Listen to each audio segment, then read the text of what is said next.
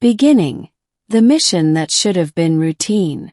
The cold glow of the twin moons cast long shadows across the ruins of Xerath Prime, a planet once crowned by spires of alien glass and humming energy. Now it was dust and silence, the aftermath of a decade-long war between humans and the Xerath Dominion. Captain Elias Varon, a decorated human soldier, stepped carefully over a fractured obsidian walkway, his rifle slung across his back. His orders were clear. Investigate the final distress signal from the alien stronghold, confirm no survivors, and report back. It was supposed to be a simple extraction, but nothing about Xerath Prime had ever been simple. His suit's sensors flickered with weak radiation readings, faint life signs, and something else. A signature too powerful to be random static. Command, Elias spoke into his comm. I'm picking up a residual energy spike. Biosignature, humanoid, possibly female. Static. No response. The comms were dead. He frowned beneath his visor. Figures, he muttered, tightening his grip on his plasma blade. The silence was heavy, that kind of silence you feel more than hear. Then came the faintest echo, a breath. He followed it down a narrow corridor filled with alien carvings and collapsed machinery. The air shimmered faintly, and there amidst the wreckage lay a throne of crystal. Upon it sat the last thing he expected, a woman breathing faintly, wrapped in ceremonial armor.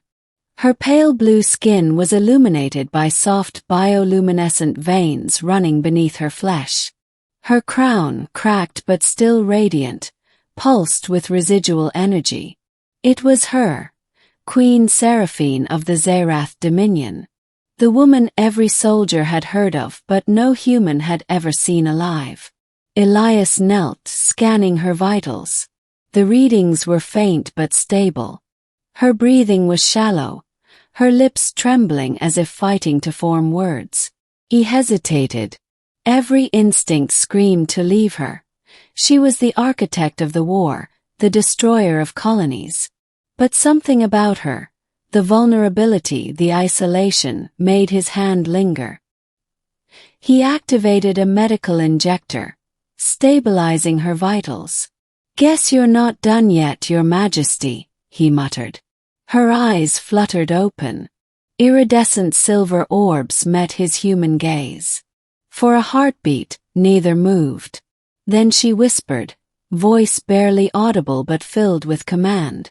"Don't let them find me. Middle, the truth in the shadows."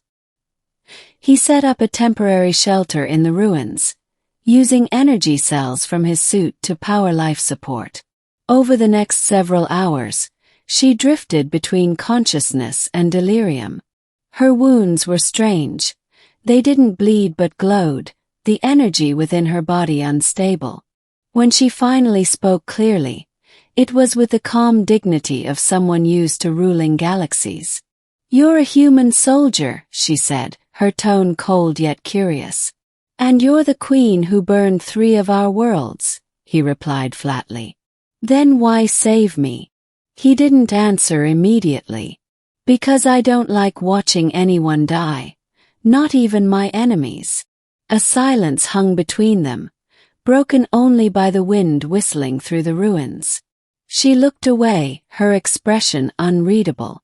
"Your kind never understood. The war wasn't conquest. It was survival." He scoffed. "Survival? You nearly wiped us out. You took our stars," she hissed, suddenly fierce. "Your fleets mined the suns that fed our worlds. You humans strip life wherever you go, like fire that never stops burning." He had no reply. He'd heard it all before in military briefings, but hearing it from her, from the Queen herself, made it sound true. Hours turned into days.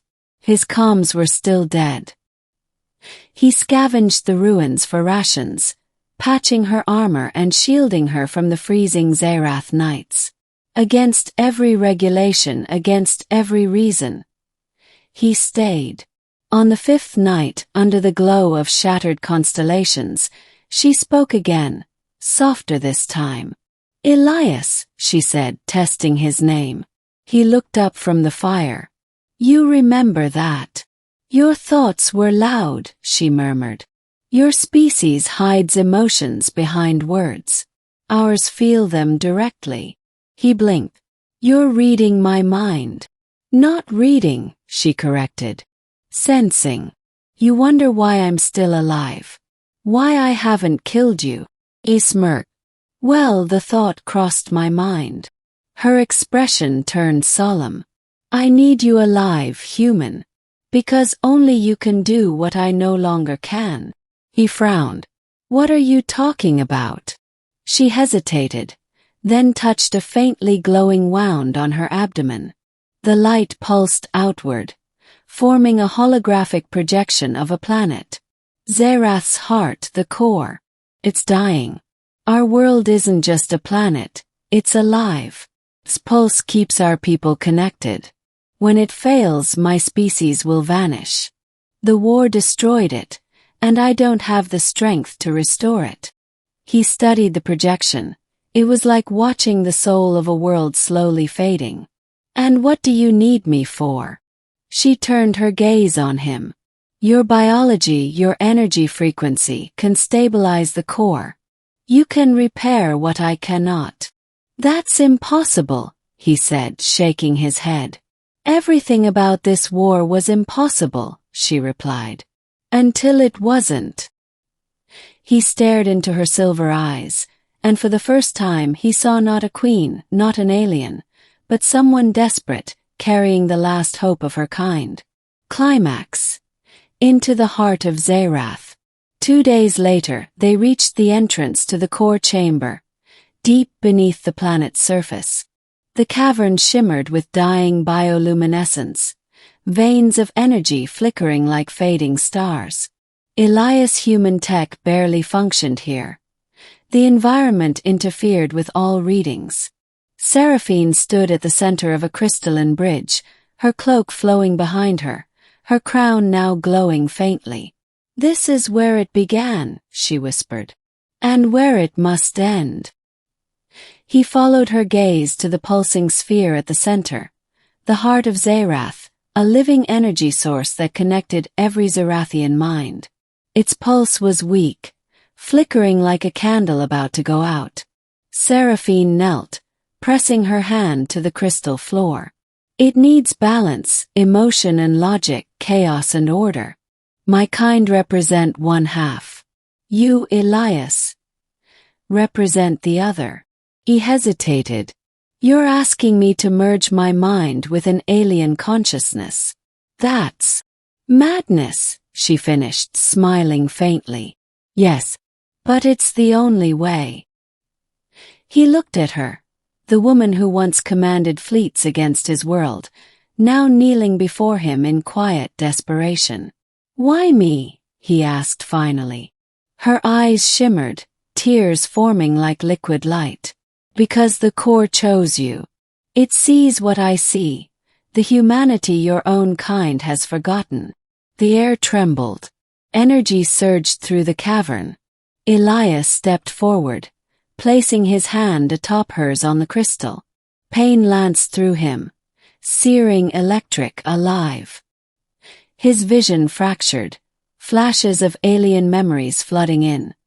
Her coronation, her people's suffering, the endless war, the guilt.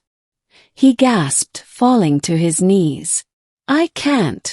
"Yes, you can," she shouted. "You don't understand, human.